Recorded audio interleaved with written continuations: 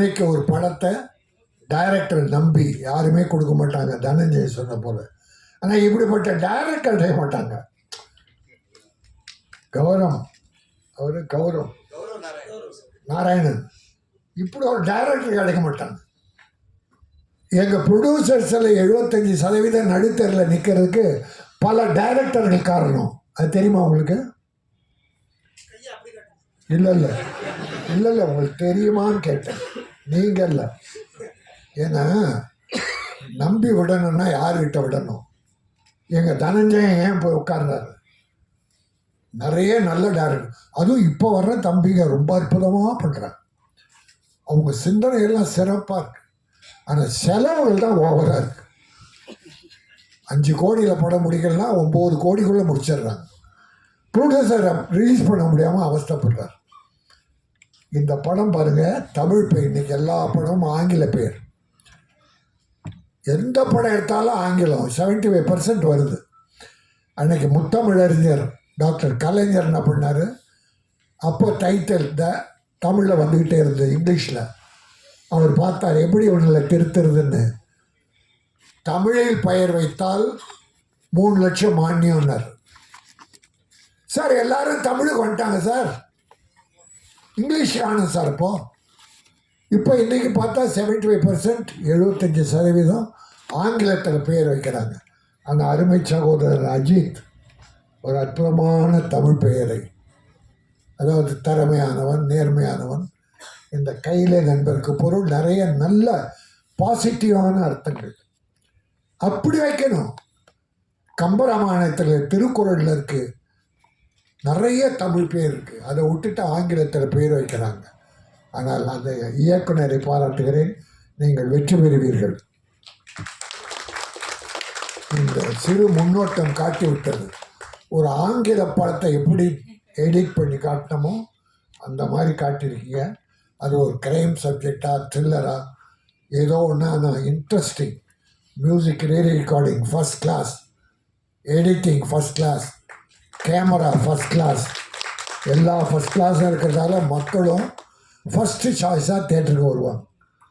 இன்றைக்கி எவ்வளோ நல்ல சின்ன படங்கள் வெற்றி பெறுது, பெரிய படங்கள்லாம் தோல்வி அடையுது. இந்த 5 வருஷம் நான் கணக்கு சொல்லிகிட்டு இருக்கேன். பெரிய படங்கள்லாம் சின்ன படமாகுது, சின்ன படங்கள்லாம் பெரிய படமாகுது.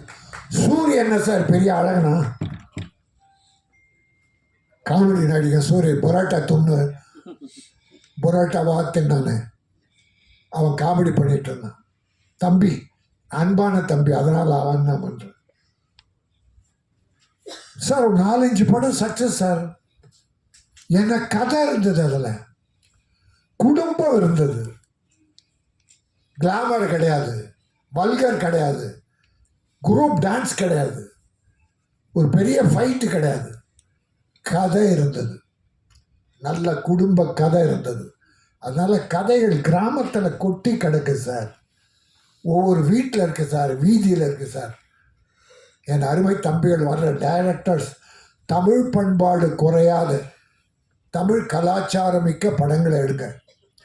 இப்போ நிறைய குடி பெருகிடுச்சு, அராஜகம் அதிகமாகிடுச்சு, கொலை கொள்ள அதிகமாகுதுன்னு எல்லாரும் கத்துறாங்க. நடக்குது, 1-2 நடக்குது. அதுக்காக சட்டம் ஒழுங்கு ஒன்று கெட்டு போல, வழக்கமாக நடக்கிற மாதிரி நடக்குது. அது குடி போதையும் ஒரு காரணம். இன்னைக்கு பல டைரக்டர்ஸ் பெண்கள் ஹீரோயினை குடிக்கிறத காட்டுறான் சார். நிறைய படத்தில் சார் ஹீரோயினை குடிக்கிறா சார். அது தயவுசெய்து வேண்டி கேட்டுக்கிறேன், பெண்கள் தான் இந்த குடும்பத்தை காப்பாற்றுற தெய்வங்கள்.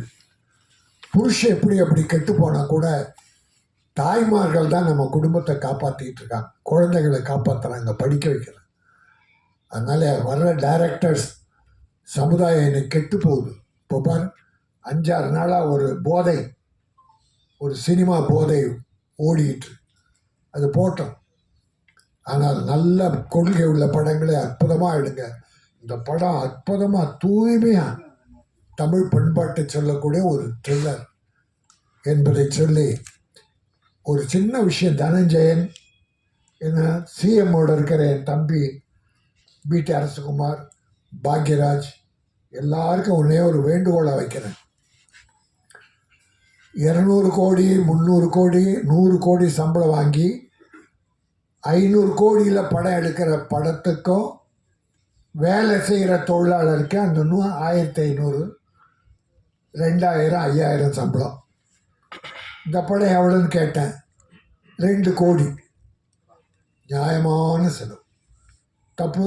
அற்புதம் தம்பி. எத்தனை நாள் ஷூட்டிங் கேட்டேன். 34 நாள். பிரமாதம். அதை விட ஒன்றும் குறைச்சி பண்ண முடியாது. இதற்கு வேலை செய்தாங்க தொழிலாளி. 2 கோடி மொத்தத்தை படம். எவ்வளோ சம்பளம் கொடுத்தோம்? அந்த 300 கோடியில் தயாரிக்கிற படம் வேலை பார்க்குறாங்க தொழிலாளி. 100 கோடி 200 கோடி சம்பளம் வாங்குற ஹீரோ. அந்த தொழிலாளிக்கும் இதே சம்பளம்.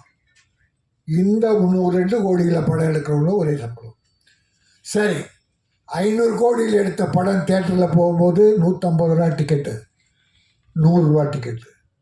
இந்த கையிலனுக்கும் 200 100 ரூபா டிக்கெட்டு, 150 ரூபா. எப்படி ஏழைங்க படம் பார்க்க வருவாங்க இந்த படத்துக்கு? அதனால் மாண்புமிகு தமிழக முதல்வரை இதை நான் ஒரு ஒரு ஒரு ஏதோ தவறாக சொல்லலை, ஒரு வேண்டுகோளாக. தொழிலாளிக்கு இப்போ இருக்கிற சம்பளம் இருக்கட்டும், இந்த 300 கோடி 400 கோடி படத்தை கொஞ்சம் ஏற்றி கொடுங்க. சினிமாவில் சின்ன படங்களுக்கு 60 ரூபா டிக்கெட்டு 80 ரூபா டிக்கெட்டு அப்படி ஆக்கினா ஏழைங்க உள்ளே வருவாங்க, படம் பார்ப்பாங்க. அப்போ சின்ன ப்ரொடியூசர் வாழ்வாங்க.